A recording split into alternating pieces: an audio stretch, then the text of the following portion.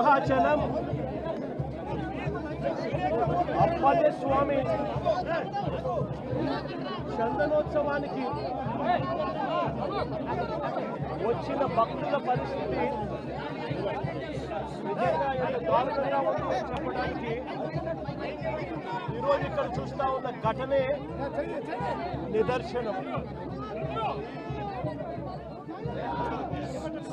దాదాపుగా 6 మంది చనిపోవడం జరిగింది. దాదాపుగా 7 మంది చనిపోవడం జరిగింది. ఒకే ఒక్క కుటుంబంలోనే 4 చనిపోవడం జరిగింది.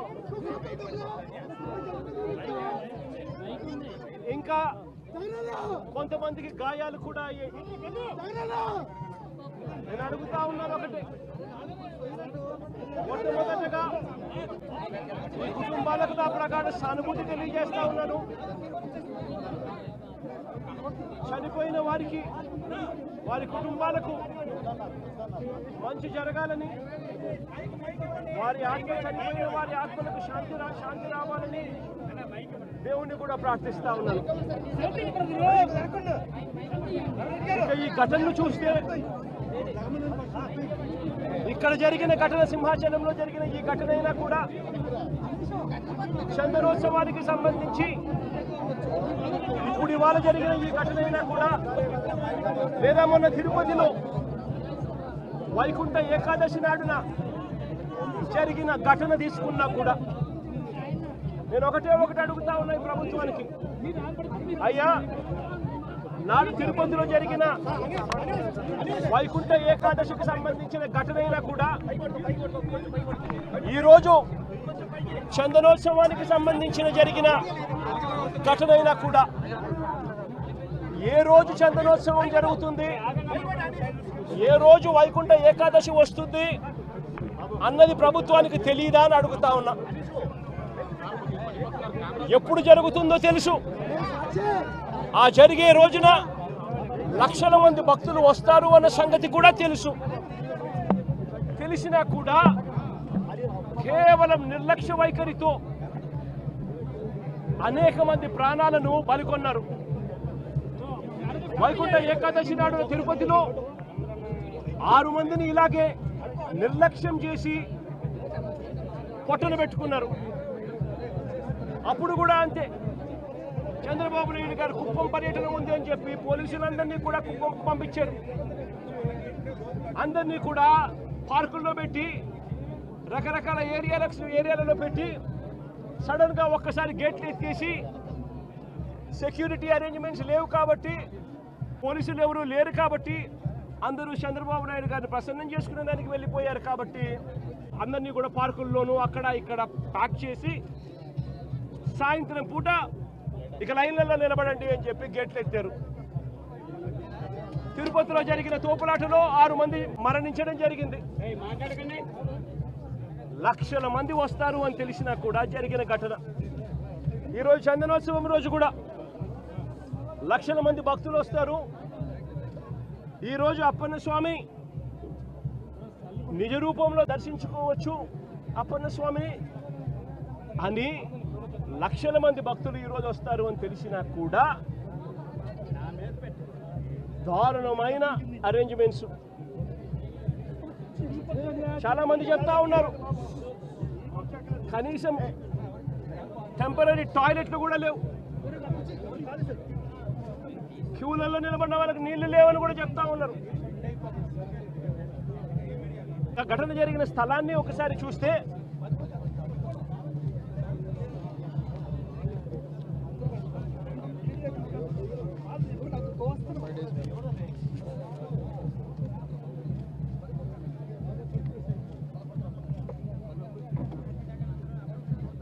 ఆరు రోజుల కిందట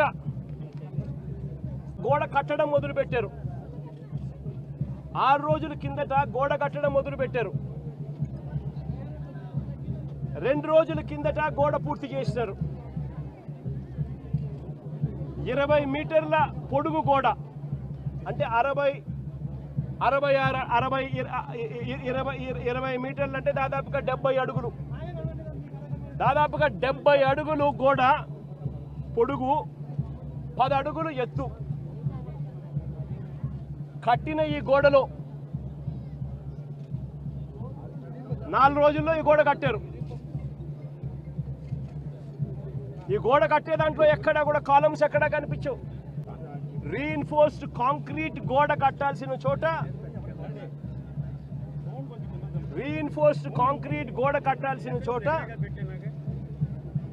కనీసం ఎటువంటి టెండర్లు కూడా పిలవకుండా మంత్రులు పర్యవేక్షిస్తున్నారు అని అంటారు. 5 మంది కమిటీ సభ్యులు అంటారు, వస్తారు, పర్యవేక్షించినారు, చూసినారు, గోడ కట్టడానికి పర్మిషన్ ఇచ్చినారు. 6 రోజుల్లో గోడ కట్టారు. టెండర్లు కూడా పిలువకోకుండా కట్టేసేయండి అని చెప్పి కట్టేశారు. నేను అడుగుతా ఉన్నా,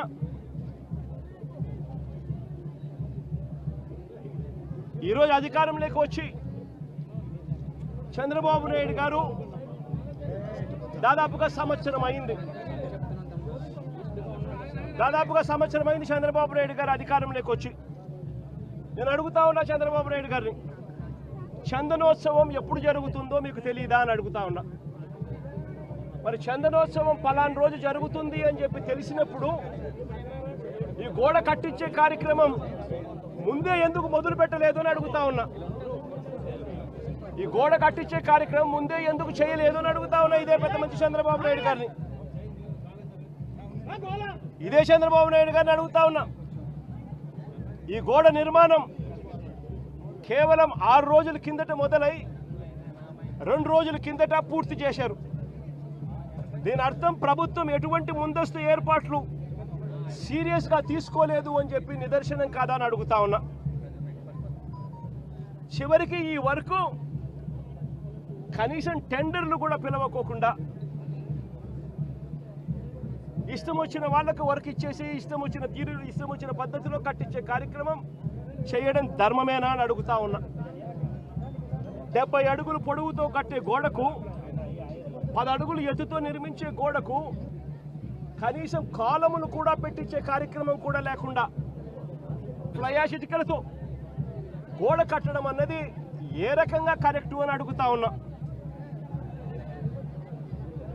కనీసం కట్టే ఈ గోడను రీఇన్ఫోర్స్డ్ కాంక్రీట్తో అయినా కట్టాలి.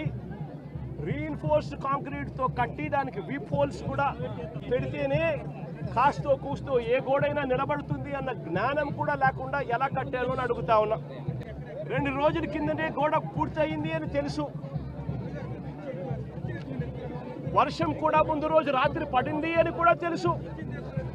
మరి తెలిసినప్పుడు ఇన్ని లక్షల మంది క్యూలో గోడ పక్కనే ఎలా వాళ్ళు క్యూలో నిలబడేట్టుగా చేశారు అని అడుగుతా ఉన్నా. ఇదే పెద్ద మనిషి చంద్రబాబు నాయుడు గారిని. మరి గోడ అంత దారుణంగా మీరే కట్టారు. కొత్త గోడని తెలుసు.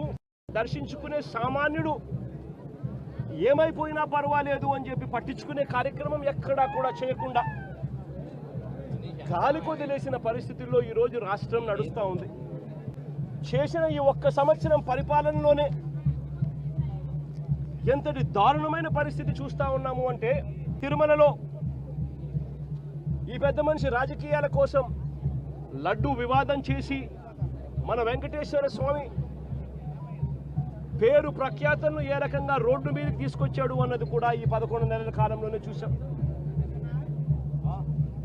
తిరుమల వైకుంఠ ఏకాదశి నాడు ఫలాని రోజు వస్తుంది వైకుంఠ ఏకాదశి అని చెప్పి కూడా తెలిసి కూడా నిర్లక్ష్యం చేసిన దాని కారణం వల్ల 6 మంది బలికొనడం కూడా తిరుపతి హిస్టరీలో ఎప్పుడూ కూడా ఇటువంటి ఘటన జరగల. అటువంటి ఘటన కూడా ఈ చంద్రబాబు నాయుడు గారి 11-12 నెలల కాలంలోనే చూసాం. ఈరోజు సింహాచలంలో చందనోత్సవం నాడు ఇంత దారుణంగా తెలిసి నిర్లక్ష్యం అనే ఒకే ఒక్క పదానికి అర్థం చెబుతూ 7 మందిని బలికొనడం కూడా ఈరోజు చూసాం. ఈ మధ్యకాలంలోనే శ్రీకాకుళంలో శ్రీకూర్మంలో అది కూడా శ్రీకూర్మం గుడి. శ్రీకూర్మం గుడిలో కూడా ఏ రకంగా తాబేళ్లు చనిపోవడం కూడా మన కళ్ళ ఎదుట చూసాం. తిరుమలలో గోశాలలో ఏ రకంగా గోవులు చనిపోవడం కూడా మన కళ్ళ ఎదుటే చూసాం చంద్రబాబు నాయుడు గారు ఈ 11-12 నెలల పాలనలోనే. కడపలో కాశీనాయన ఆశ్రమంలో ఏ రకంగా బుల్డోజర్లతో కలెక్టర్లే స్వయంగా వచ్చి కాశీనాయన స్వామి ఆశ్రమాన్ని, కాశీనాయన స్వామి గుడిని ఏ రకంగా ధ్వంసం చేశారో కూడా మన కళ్ళెదుటే చూస్తూ ఉన్నాం. ఇవన్నీ కూడా కేవలం ఈ 12 నెలల కాలంలో చంద్రబాబు నాయుడు గారి హయాంలో జరుగుతూ ఉన్న గుడులు గోపురాలకు సంబంధించిన వ్యవస్థల మీద ఆయన చూపుతా ఉన్న శ్రద్ధకు నిదర్శనం. ఏదైనా కూడా పబ్లిసిటీ కోసమే ఆయన చేసేది, ఏదైనా డైవర్షన్ పాలిటిక్సే. పుష్కరాల సమయంలో కూడా గతంలో చూసాం ఏ రకంగా 29 మందిని బలికొన్నాడో కూడా మనం చూసాం గోదావరి పుష్కరాలలో, రాజమండ్రిలో. నేను అడుగుతా ఉన్నా, ఇన్ని ఘటనలలో అన్ని ఘటనలకు జరిగేటప్పుడల్లా జరిగిన తర్వాత వస్తాడు, వచ్చి కమిషన్ వేస్తున్నాను, విచారణ చేయిస్తాను అని చెప్తాడు. ఇన్ని ఘటనలు నేను చెప్పిన కనీసం ఒక్క ఘటనలో అయినా కూడా సీరియస్గా ఎవరి మీద అయినా యాక్షన్ తీసుకున్నారా అని అడుగుతా ఉన్నా. ఎవరి మీద యాక్షన్ తీసుకోరు, ఎందుకనంటే ఈయనే దోషి కాబట్టి. ఎవరి మీద యాక్షన్ తీసుకోవాలని వస్తే ఈయన మీదే తీసుకోవాలి కాబట్టి ఎవరి మీద యాక్షన్ ఉండదు. తిరుపతిలో మొన్న చూసాం, జనవరి 8వ తారీఖున వైకుంఠ ఏకాదశి నాడు జరిగిన ఘటనలో 6 మంది చనిపోతే ఈయన తీసుకున్న యాక్షన్ ఏమిటి? ఎస్పీని అక్కడి నుంచి ట్రాన్స్ఫర్ చేశాడు. అది ట్రాన్స్ఫర్ చేసేది ఏంది? చెత్త పొజిషన్లోకి ఏమన్నా ఇచ్చినాడంటే అది కాదు. అదే తిరుపతిలోనే టాస్క్ ఫోర్స్కు ఇంకా బెటర్ పొజిషన్కు తీసుకొని పోయి ఆఫీసర్గా బెటర్ పొజిషన్కు తీసుకొని పోయి ఆయనకి ఇచ్చినాడు పోస్టింగ్. ఇప్పుడు చంద్రబాబు నాయుడు అడుగుతా ఉన్న అరాచక పాలనలో సిట్ అనేది ఉంది కదా, ఆ సిట్లో కూడా అదే సుబ్బరాయుడు అనే ఎస్పీ అధికారి క్రియాశీలక పాత్ర పోషిస్తూ చంద్రబాబు నాయుడు గారి మోచేతి నీళ్లు తాగుతూ చంద్రబాబు నాయుడుకు తానా తందానా అంటూ తాను పనిచేస్తూ ఉన్నాడు, చంద్రబాబు నాయుడు గారు పని చేయించుకుంటా ఉన్నాడు. మరి ఏ అధికారికైనా కూడా ఇలాంటి ఘటనలు జరిగినప్పుడు భయం ఉండాలి ఒళ్ళో. ఉద్యోగాలు ఊడుతాయి, యూనిఫాములు ఊడుతాయి, బట్టలు ఊడుతాయి అన్న భయం ఉన్నప్పుడు ఎక్కడైనా కూడా డిసిప్లిన్ అనేది ఉంటుంది. ఎక్కడైనా కూడా ప్రజల జీవితాలతో చెలగాటం ఆడడం అనేది ఎక్కడైనా కూడా మానడం అనేది జరుగుతుంది. ఎక్కడా కూడా ఆయన తీసుకునే చర్యలు ఏవి కూడా కంటి తుడుపు చర్యలే కాబట్టి ఏ ఒక్కరికి కూడా భయం లేదు. ప్రతి చోట నిర్లక్ష్యమే, ప్రతి చోట డైవర్షన్ పాలిటిక్సే. ఇంకా డైవర్షన్ పాలిటిక్స్ ఇంకా ఏ స్థాయిలోకి దిగజారిపోయాయి అని అంటే వీళ్ళు ఇదే. నేను టీవీలలో వాళ్ళ స్టేట్మెంట్లు చూస్తే, ఆ మంత్రులు ఇచ్చే స్టేట్మెంట్ చూస్తే ఆశ్చర్యం అనిపించింది. మొట్టమొదటి స్టేట్మెంట్ వాళ్ళు ఇచ్చింది, ఈ గోడ ఎవరి హయాంలో కట్టారో ఎవరు కట్టారో చూడాలంట. మొట్టమొదటి స్టేట్మెంట్ వాళ్ళు ఇచ్చింది, మంత్రులు ఇచ్చిన స్టేట్మెంట్. అంటే అది కూడా వేరే వాళ్ళ మీద తోసేయాలని చెప్పి కాదు, మీ హయాంలోనే ఈ వారం రోజుల కిందటనే గోడ కట్టారు అని చెప్పి ఎప్పుడైతే తెలుసుకున్నారో అప్పుడేమంటారు? గోడ అనేది పిల్లలతో కట్టారో, సిమెంటుతో కట్టారో, బ్రిక్స్తో కట్టారో అనేది మాకు తెలియదు కదా అంటారు. మరి తెలియనప్పుడు మంత్రుల కమిటీ కింద ఎందుకు వచ్చినారు ఇక్కడికి? ముందస్తు ఏర్పాట్లు చేయడం కోసం. మరి ఎందుకు వచ్చినారు? మరి మీ సమక్షంలోనే మీరు ముందస్తు ఏర్పాట్లు చేస్తూ ఉన్న పరిస్థితుల మధ్య ఈ గోడ కట్టడం ఎందుకు చేశారు? 70 అడుగుల గోడ పొడుగు, 10 అడుగుల ఎత్తు, కనీసం ఒక కాంక్రీట్ పిల్లర్ లేదు. గోడ ఏ రకంగా కట్టనిచ్చినారు? కొత్త గోడ అని తెలుసు, రాత్రి వర్షం పడిందని తెలుసు. చందనోత్సవం జరిగే ప్రతిసారి వర్షం పడుతుంది, ప్రతి సంవత్సరం. ఆ సెంటిమెంట్ కూడా. మరి వర్షం పడింది అని తెలిసినప్పుడు మరి గోడ పక్కనే మనుషులను ఎందుకు నిలబెట్టారు? ప్రతిదీ కూడా డైవర్షన్ పాలిటిక్సే. ఎక్కడా కూడా తప్పు చేసినాము అని పశ్చాత్తాపం లేదు. కుటుంబంలో 4 చనిపోయినారు. చనిపోయి ఏదో ముఖస్థుతి కోసం అది జగన్ వస్తున్నాడు అని చెప్పి తెలిసి 25 లక్షల రూపాయలు ఇచ్చే కార్యక్రమం, ఒక ఉద్యోగం ఇచ్చే కార్యక్రమం చెప్తా ఉన్నారు. నేను అడుగుతా ఉన్నా, ఇదే కుటుంబానికి నేను భరోసా ఇచ్చి చెప్తా ఉన్నా, ఇంతకు ముందు ఏదైనా కూడా ప్రభుత్వం అన్నది ప్రజలకు తోడుగా ఉండాలి, ప్రభుత్వం అన్నది ప్రజలకు భరోసా ఇచ్చే విధంగా ఉండాలి. ప్రభుత్వం తప్పిదం వల్ల ఎక్కడైనా కానీ ఎక్కడైనా మనుషులు చనిపోయిన ఘటన ఎక్కడైనా జరిగితే అది ప్రభుత్వ తప్పిదం వల్ల, అంటే మనం ప్రభుత్వంలో ఉన్నప్పుడు జరిగిన తప్పు వల్ల జరిగితే దానికి పశ్చాత్తాపం ఉండాలి. ఆ పశ్చాత్తాపానికి ఆ కుటుంబానికి మనం ఏమిస్తున్నాము అని చెప్పి మానవతా దృక్పథంతో ఆలోచన చేయాలి. ఇలాంటి ఘటన ఇంతకుముందు విశాఖపట్నంలో జరిగితే, ఇలాంటి ఇంచుమించు ఘటనే జరిగితే, ఎల్జీ పాలిమర్స్లో ఇలాంటి ఘటనే జరిగితే అప్పట్లో జగన్ అనే వ్యక్తి ముఖ్యమంత్రిగా ఉన్నప్పుడు ఎంత ఇచ్చాడో తెలుసా?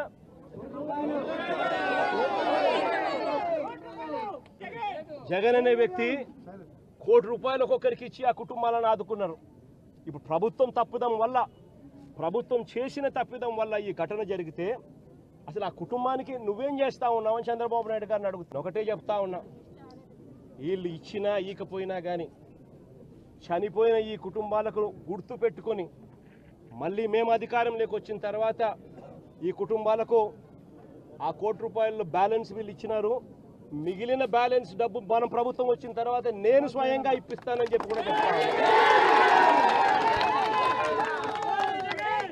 ఇది ఒకసారి ఫోటో చూడండి, ఎక్కడైనా కాలములు కనబడతా ఉన్నాయో చూడండి. వాళ్ళు చెప్తా ఉంటే గోడ కూలిపోయే పరిస్థితి వచ్చినప్పుడు గోడ ఫ్లెక్సీ మాదిరి ఊగిందంట. అంటే 70 అడుగులు గోడ, ఒక ఫ్లెక్సీ మాదిరి 10 అడుగులు గోడ, 70 అడుగులు పొడవు ఫ్లెక్సీ మాదిరి ఊగిందంట. అంటే ఏమి కన్స్ట్రక్షన్స్, ఏ రకంగా పని చేయిస్తూ ఉన్నారు, ఏ రకంగా బుర్ర లేకుండా పనులకు పూనుకుంటున్నారు. ఆలోచన చేయమని చెప్పి అందరినీ కూడా కోరుతా ఉన్నా. చంద్రబాబు నాయుడు గారిని కూడా మానవతా దృక్పథంతో ఆలోచన చేసి జగన్ ఇచ్చే లోపలనే ఆ ₹1 కోటి ఇచ్చి ఆ కుటుంబాలను ఆదుకోమని చెప్తా ఉన్నా. బాధ్యుల పైన, ఈ మంత్రుల పైన, బాధ్యత తీసుకున్న ఈ మంత్రుల పైన, ఆలయాన్ని నడిపే బాధ్యతలో ఉన్న వ్యక్తుల మీద కఠినమైన చర్యలు తీసుకుంటేనే ఇటువంటివన్నీ పునరావృతం కాకుండా ఆగుతాయి అనేది కూడా ఈ సందర్భంగా చంద్రబాబు నాయుడు గారికి కూడా మళ్ళీ తెలియజేస్తా ఉన్నా.